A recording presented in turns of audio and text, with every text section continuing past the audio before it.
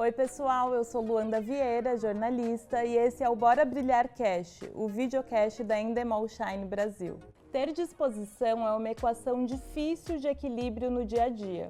Mas o jogo muda para mulheres cis e pessoas com ciclo menstrual que, além disso, precisam lidar com oscilações hormonais e doenças que são ignoradas. No episódio de hoje, nós vamos conversar com duas especialistas em saúde.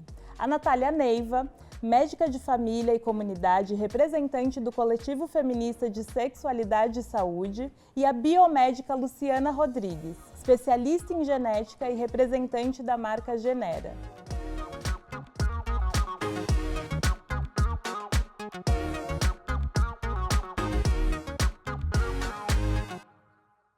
Bom, é um prazer receber vocês aqui, obrigada pela disponibilidade. E para começar essa conversa sobre saúde feminina, eu queria que vocês destacassem para mim quais que são os principais desafios que as mulheres enfrentam em relação à saúde no ambiente de trabalho. Sempre quando a gente fala em saúde, assim, é sempre dentro de uma perspectiva ampliada, né? Até se a gente for pegar a definição da Organização Mundial de Saúde mais atualizada e até a nossa própria Constituição Federal, saúde é sempre um conceito muito amplo, né? Então ele vai envolver, por exemplo, pela OMS, um bem-estar físico, psíquico, emocional. Então vamos supor que a gente transpõe isso para o ambiente de empresa, né? Então a gente tem que falar sobre, por exemplo, relações de trabalho que sejam preventivas com relação a assédio moral, assédio sexual, né? A gente não está falando, por exemplo, de um corpo nesse momento físico, mas a gente está falando de como que essas relações de dentro do trabalho podem afetar a saúde das mulheres, que a gente sabe que estão mais vulneráveis a esse tipo de violência, né? A gente pode colocar assim.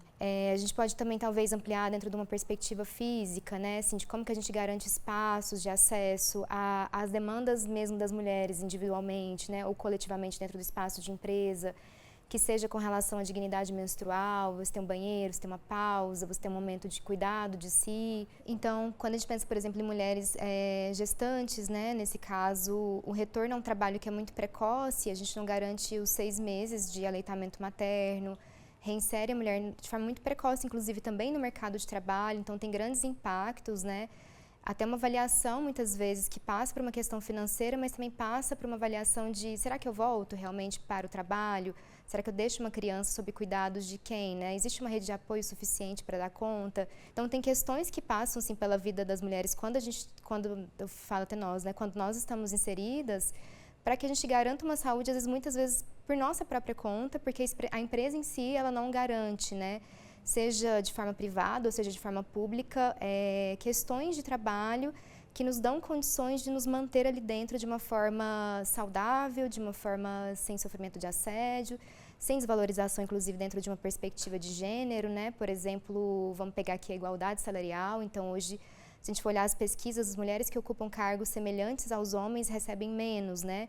Seja cargos de alta escolaridade, de alta formação. Então, vou pegar, por exemplo, nós médicas, quando você pega cargos que os homens costumam ocupar mais, que estão mais relacionados a cirurgias, a ortopedias, e você compara com salários que estão muito atrelados a relações de cuidado, como pediatria, então você tem uma desvalorização salarial, né? Quando a gente vai para uma parte física, trazendo novamente, né? Sempre é interessante, é muito avanço, por exemplo, colocar perspectivas laborais que sejam promotoras de saúde. Então, a gente fala de tempo de pausa, tempo de ginástica laboral, isso tudo é um grande conquista, mas não dá para a gente focar, porque muitas vezes a saúde ela tem essa tendência de a gente caminhar muito para o corpo físico e esquecer o conjunto de questões que fazem com que a gente adoece no ambiente de trabalho, que muitas vezes não está relacionado com o físico, está relacionado com questões que passam por isso que a gente tem conversado, né? As formas como é tratada, as formas de desvalorização, as formas de não reconhecimento, os próprios assédios, né, que são muito comuns hoje, e a gente identifica como assédio por uma questão de avanço, de que a gente tem reconhecido como algo que é violento, né, que não deveria fazer parte do nosso cotidiano. Então, acho que no geral a gente poderia talvez trabalhar nesses vários aspectos. Sim, tem muita coisa. E doutora Luciana, o que você destaca de desafios aí no ambiente de trabalho? Acho que mais que um desafio, uma tendência, né? A mulher cada vez mais ela está postergando o planejamento familiar. Então, acho que uma tendência próxima em algumas empresas já ocorre de preservação da fertilidade.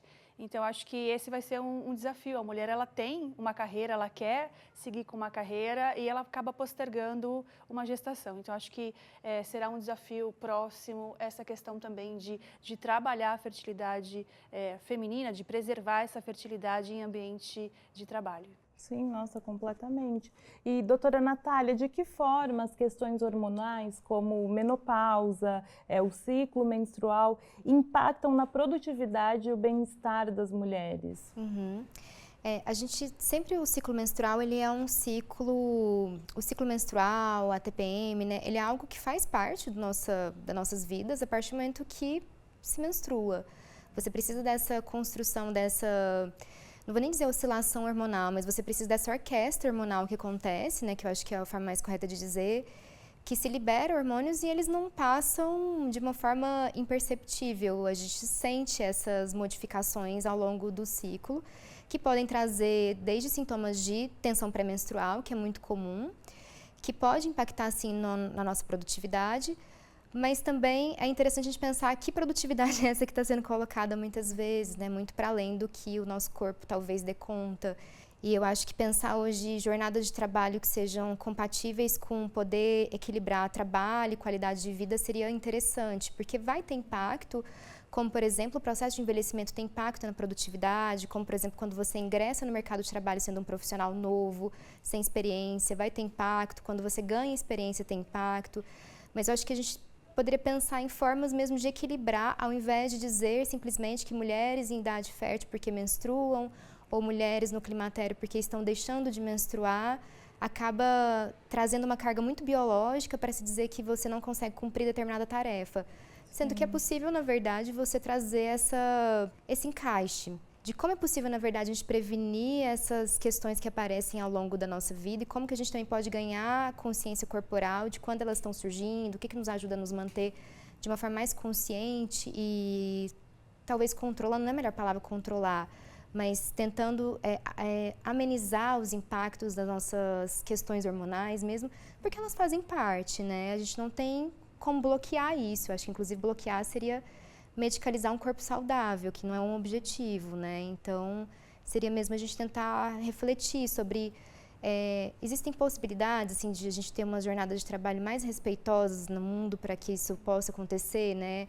A nossa existência enquanto seres, né? Enquanto indivíduos, sejam combinados com a nossa capacidade também de trabalho, porque deveria ser assim, né? Em alguns países eles estão fazendo essa compreensão e trazendo já com grandes resultados, né? De mudanças de, por exemplo, 4 dias de trabalho, 3 dias de folga, você pode fazer uma atividade física, você pode se preocupar melhor com a sua alimentação, você não precisa ficar o tempo todo focado no resultado do seu trabalho, na sua produção e no seu salário, né? Você tem como cuidar de outras esferas de vida que fazem parte do seu bem-estar, que a gente sabe, inclusive, que tem impactos, por exemplo, no controle de sintomas pré-menstruais, né? De sintomas do climatério, né? Até focando fora disso, até no cuidado anterior, né? Não precisa nem aparecer para a gente começar a cuidar, mas de uma forma até preventiva. Tá. E eu acho que, te ouvindo falar, tudo isso impacta também no nosso mental, né? Porque a partir do momento que eu tô menstruada, eu tenho muita cólica, eu tenho mesmo, e eu fico preocupada em como que eu vou avisar isso no trabalho. Olha, não consigo chegar num determinado horário porque eu tô morrendo de cólica, só que é uma preocupação, a gente acha que tem que passar por cima do sintoma para aguentar tudo e ir trabalhar, porque essa é a estrutura social, né? Só que a longo prazo, isso pesa, a gente adoece mentalmente por tentar ser forte, tentar evitar uma coisa que é inevitável. Exatamente, exatamente. Mas tem impacto, sim, eu acho que inclusive porque a gente olha para, eu não sei se a gente for perguntar assim para nós mesmas ou para as pessoas que estão nos ouvindo, assim, quantas horas dos nossos dias a gente dedicar ao trabalho e quantas horas são dedicadas às outras coisas. Então, existe essa coisa de realmente você engole aquilo que você precisa engolir para ir para o trabalho, mas cadê o outro tempo, né? Cadê o tempo de qualidade para o cuidado do nosso corpo? E aí ele não vai ficar muito evidente, às vezes ele está relegado ao segundo plano, quando der tempo eu vou. Exato. Né? É assim que a gente faz. Não, essa semana saiu uma pesquisa, inclusive, que fala que mulheres não têm hobby. né? E isso é muito evidente que é em relação à estrutura social, né? A gente de fato vai deixando porque a gente tem muita coisa para cuidar, né? E a gente deixa o hobby. Não preciso fazer, depois eu faço e isso vai acarretando na nossa saúde mental também. Agora, doutora Luciana, como que as empresas elas podem criar políticas mais inclusivas para apoiar a saúde feminina? Eu acho que eu sou um pouco suspeita para falar, porque eu trabalho numa grande empresa, trabalho na DASA e a gente tem vários programas ali direcionados para a saúde feminina, né? Então, a gente tem programa durante o período gestacional, programa com relação à parte de saúde mental, de atividade física e reeducação alimentar. Então, acho que eu estou inserida no ambiente, claro que é uma empresa de saúde, mas ela já coloca alguns programas com relação a esse tipo de direcionamento, saúde e bem-estar. Sim, aí é o mundo ideal, né? Já estar num lugar que olha para isso, enfim, que sirva de exemplo para outras empresas. Acho que a gente estava vindo nesse caminho, mas como que a desigualdade de gênero no acesso à saúde mesmo impacta a vida profissional das mulheres em geral? Olha, existe uma questão, assim, quando a gente vai olhar quem acessa a saúde, no geral, na verdade, são as mulheres, né? Porque tem muito essa relação com o cuidado. Então, na verdade, quando se olha numericamente, quem vai acessar mais a saúde são, de fato, mulheres, mas o que a gente muitas vezes vê é que essa saúde, muitas vezes, ela pode não ser integral, né? Ela pode não ter esse cuidado. Eu acho que tem empresas que fazem um esforço de construir uma saúde mais integral, no sentido de que mulher não é reprodução, né? Mulher não é útero, ovário e mama. Então, quando a gente tenta fazer acho que uma integralidade, um aprofundamento do que é o estado de saúde, talvez a gente consiga quebrar um pouco as desigualdades de gênero, porque justamente as desigualdades, elas perpassam o processo de adoecimento. Então, violências, né, contra as mulheres fazem parte do seu adoecimento, relações familiares, a gente estava falando mulheres não têm hobby. A grande parte das mulheres, né? Claro que algumas conseguem ter, mas quem são essas mulheres que não têm hobby, né? Estão fazendo dupla jornada, tripla jornada. Em que região elas moram, né? Exato, estava aqui pensando, por exemplo, se você pega, a gente fala muito dos Brasis, mas eu estava pensando hoje antes de sair de casa, a gente tem que falar, por exemplo, do São Paulo também que existe, né? Capão Redondo, por exemplo. Como é que você olha para essa desigualdade de gênero dentro da saúde? Quem são essas mulheres que moram nessa região? Como vivem, o que fazem, né? Então, tudo isso vai construir uma questão de como a desigualdade de gênero vai perpassar, na verdade, o processo de construção de saúde delas. Mas quando você olha os números, né, quem acessa mais saúde, no geral, são as mulheres que, inclusive, levam seus filhos, parceiros, maridos, avós. Elas, inclusive, ficam responsáveis pelo cuidado dos homens, muitas vezes, né? Sim. Tanto que tem até pesquisa, assim, homens casados vivem mais do que homens solteiros, né? Porque então, tem a mulher ali. Então, acho que quando a gente fala em desigualdade, é como o desigualdade de acesso ele existe, porque quando a gente pensa em saúde, claro, a gente está pensando em como que o acesso à saúde ele se estrutura, né? Então, lugares menos privilegiados, com menos recursos, eles vão ter muito mais gente para acessar uma unidade de saúde. Então, a gente fala isso de densidade populacional, né? Uma pressão assistencial muito maior. Mas aqui a gente tem que, às vezes, compreender como que a desigualdade de gênero afeta o processo antes dela chegar na unidade de saúde, né? Antes dela chegar no pronto-socorro, antes dela chegar na UBS. Porque ela chega, de alguma forma ela vai vir. Mas como que a gente valida também essa desigualdade? Não que a gente tenha poder de mudar essa estrutura, né? Isso não cabe só ao indivíduo que está ali profissionalmente trabalhando, porque seria ótimo se a gente conseguisse. Sim. Isso vai depender de política pública, de muitas questões, mas como que a gente escuta, dá lugar de existência dessas vidas e dessas histórias, né? Sim, completamente. E como que, falando mais de genética, assim, como que a genética influencia na predisposição das mulheres a terem certas doenças? Como que isso pode afetar sua vida profissional? Acho que num contexto geral, a gente tem falado que a genômica, a genética, a gente fala de 4 P's, né? Ela é preditiva, então ela consegue predizer o risco de uma doença. Ela é preventiva, então a gente consegue prevenir algumas doenças com informação genética. Ela é personalizada, então a gente consegue direcionar tratamentos que podem ser customizados de acordo com a alteração genética que aquela mulher tem. E ela é participativa, então o paciente, a mulher, naquele momento ela consegue participar, por exemplo, de uma decisão terapêutica de acordo com a informação genética. Então a gente tem alguns casos, né, dentro da genômica que a gente consegue trazer um exemplo. Então, você tem um caso de depressão, transtorno de ansiedade, em tratamento com alguma medicação que não tem um resultado, o desfecho não está sendo esperado. Então, hoje a gente tem exames genéticos, a gente tem um exame que chama PharmaOne, então ele estuda alguns genes que fazem interação com mais de 200 medicações. E aí o médico vai avaliar com aquele resultado se o medicamento ele está metabolizando de maneira adequada, ou muito rápido, ou muito lento, e com isso a gente consegue melhorar o tratamento e, claro, o desfecho da paciente com relação ao sintoma que ele tem. Então, acho que esse é um exemplo que a gente tem, falando aqui de saúde mental na mulher, que a gente já usa na prática e no dia a dia da genômica e da medicina. Tá. E como que você vê a divulgação dessas informações hoje em dia? Porque eu imagino que não é todo mundo que saiba o quanto a genética pode prevenir e ajudar a gente no dia a dia mesmo a lidar com doenças, enfim. Eu acho que a gente vai evoluindo cada vez mais, né? A gente trabalha ainda com muita educação médica, mas a genética ela tem entrado cada vez mais em outras especialidades. Então, antes a gente falava muito de doenças raras, na parte neurológica também. Hoje a gente já fala dentro de medicina fetal, medicina reprodutiva, ginecologia, obstetrícia, endocrinologia. Então, ela está inserindo cada vez mais em outras especialidades médicas e cada vez mais a gente tem também desenvolvimento de tecnologia e consegue colocar esses exames dentro dessas áreas. Então, acho que a gente está num caminho correto de comunicação, educação médica, já tem muita participação em congressos, em eventos científicos que a gente aborda o benefício da genômica dentro da medicina.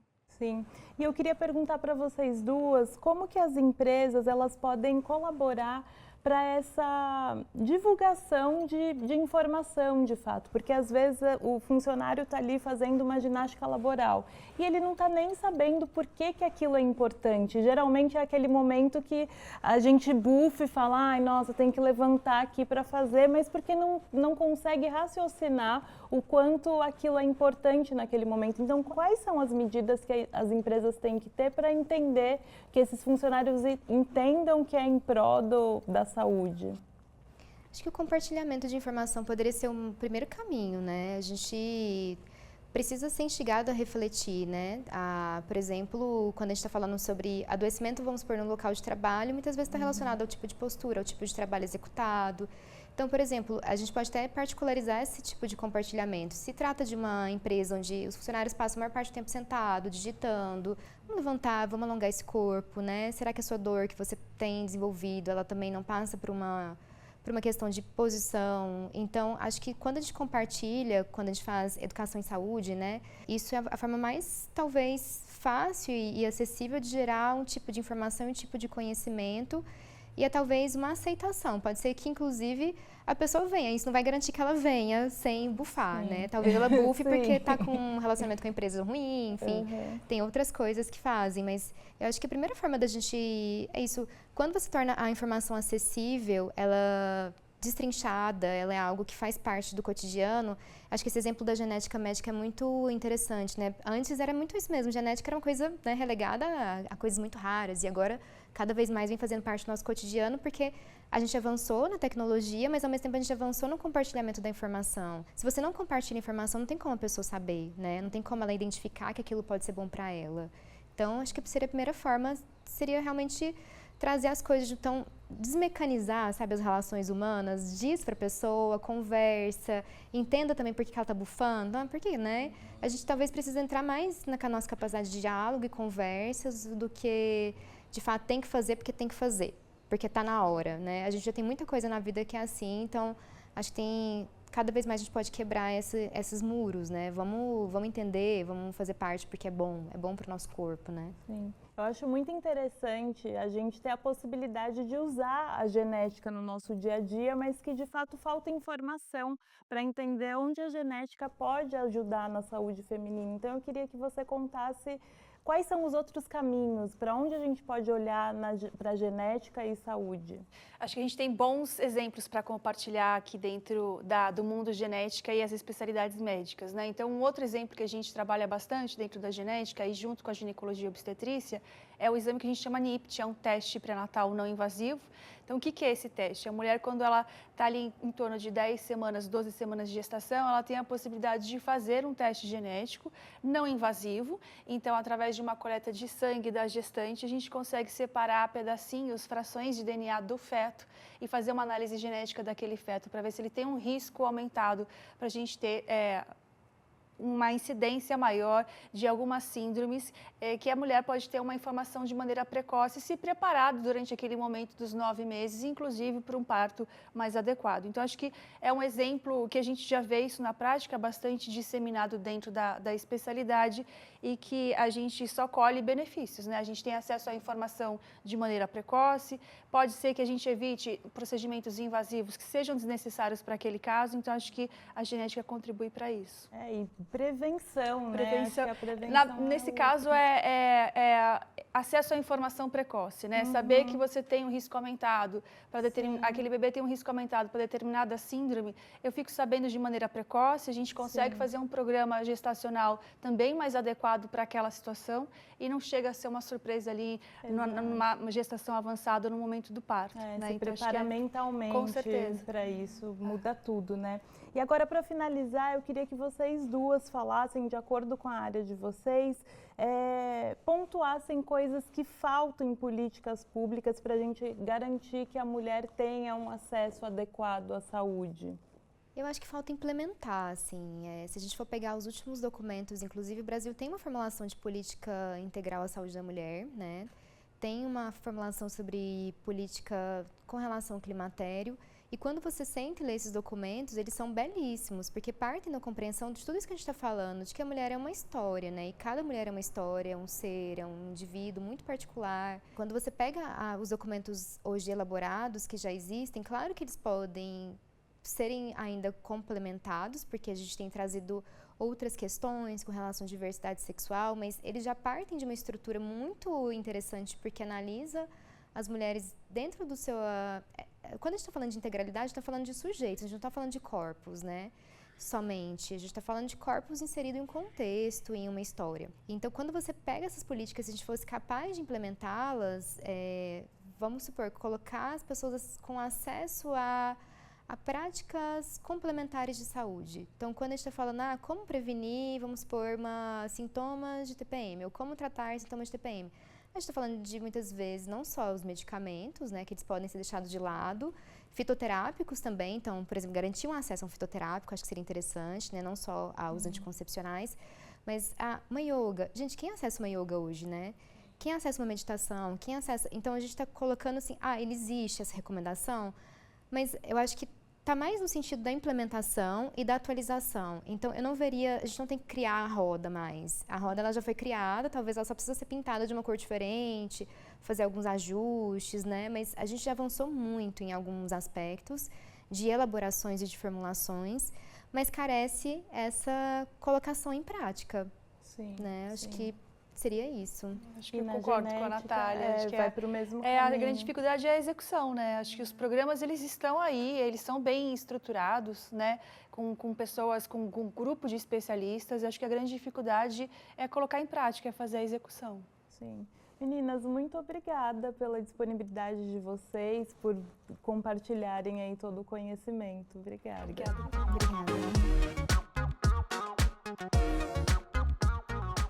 O bem-estar é fundamental para uma vida produtiva, mas já passou da hora da ciência e da medicina enxergarem as diferentes realidades nos corpos presentes na sociedade.